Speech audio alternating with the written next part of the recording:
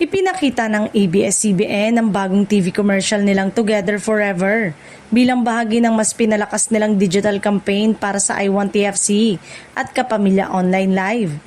Layunin nitong ipakita kahit nasa labas ng bansa ang mga Pilipino, tuloy pa rin ang koneksyon nila sa mga programang kapamilya.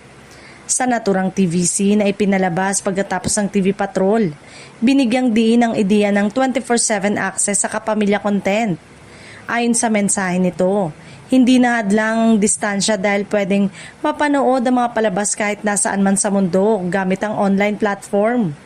Isa sa pinakanapansin sa video ay ang emosyonal na pagkukwento ng mga OFW na patuloy na nagsasakripisyo para sa kanilang pamilya sa Pilipinas. Ipinakita ang kanilang pagod at lungkot, ngunit sinabayan nito ng sandaling aliw at ginhawa kapag nakapanood ng pamilyar ng kapamilya shows. Mas agaw pansin rin sa viewers ang paggamit ng awitin ng Bini na Dahil Sa'yo na nagbigay ng mas malalim na emosyon sa buong campaign. Dahil dito, mas naging madamdamin at relatable ang mensahe ng commercial para sa maraming Pilipino. Ayon sa kampanya, ang konsepto ng Together Forever ay hindi lang tungkol sa telebisyon o streaming, kundi tungkol sa koneksyon ng pamilya at pagmamahal sa hindi napuputol ng distansya.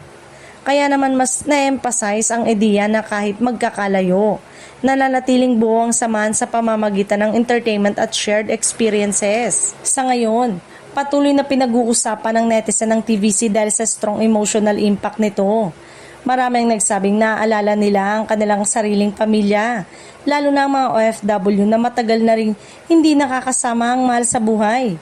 Aasahan naman na kasunod nito ang Kapamilya ID Station na lalong mas nagpasabik sa mga kapamilya fans.